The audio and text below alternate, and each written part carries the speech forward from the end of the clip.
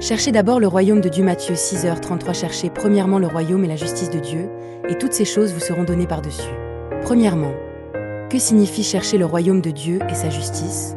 Nous avons déjà dit que le royaume de Dieu ne désigne pas d'abord un lieu au sens spatial, mais l'endroit où la présence de Dieu et son règne deviennent réels. Luc 17, 20-21. Les pharisiens demandèrent à Jésus quand viendrait le royaume de Dieu. Il leur répondit, « Le royaume de Dieu ne vient pas de manière visible. On ne dira pas, il est ici ou il est là. Car voici, le royaume de Dieu est au milieu de vous. » Nous devons ici faire attention à une mauvaise compréhension fréquente. Beaucoup interprètent l'expression « en vous » comme si le royaume de Dieu se réduisait simplement à une réalité intérieure et psychologique présente dans le cœur humain. Mais il ne faut pas non plus limiter ce passage à l'idée que le royaume serait seulement déjà présent, parmi vous. Anto, Amon. Le sens semble être le suivant. Au lieu d'attendre passivement le royaume de Dieu comme les pharisiens, nous devons le chercher activement.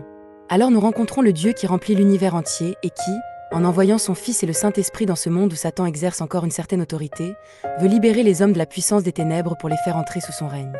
Il ne faut pas oublier non plus que, même si Satan agit encore dans ceux qui ne croient pas en Dieu et exerce une certaine influence, Jésus-Christ a déjà brisé cette domination sur la croix il y a 2000 ans. Aujourd'hui, cette puissance agit de manière affaiblie, tandis que la grâce du Saint-Esprit enveloppe le monde. Si seulement nous cherchons Dieu, le Saint-Esprit se laisse trouver et répand sur nous la grâce céleste. C'est alors que le royaume de Dieu commence réellement à manifester sa puissance et son autorité. Matthieu 7h7. Demandez, et l'on vous donnera, cherchez, et vous trouverez, frappez, et l'on vous ouvrira. Nous ne devons donc pas attendre passivement, mais rechercher activement le royaume de Dieu et son juste gouvernement, c'est-à-dire sa miséricorde. Nous ne devons pas essayer de devenir dignes de Dieu en accomplissant d'abord parfaitement la loi. Nous devons plutôt chercher d'abord la grâce, puis attendre que, dans cette grâce, la loi s'accomplisse à travers nous. Nous ne devons pas penser qu'il faut devenir saints par nos propres forces avant de pouvoir nous approcher de Dieu. Nous devons venir à lui tels que nous sommes, afin d'être transformés par la puissance du Saint-Esprit. Très souvent, nous inversions ce qui doit venir en premier et ce qui doit venir ensuite. Nous travaillons avec acharnement, mais sans porter de fruits, et finalement nous retournons à la poussière dans la vanité.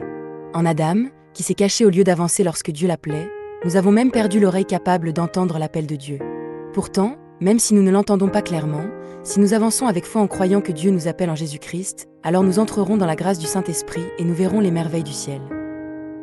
Ce jeudi, le ciel sombre déverse une pluie abondante. Mais de même que le soleil brille toujours derrière les nuages, le royaume de Dieu et sa justice sont toujours présents. Si nous ne désespérons pas dans l'obscurité, mais persévérons dans la foi et cherchons Dieu, alors il nous accordera certainement la grâce d'entrer dans la communion du Saint-Esprit.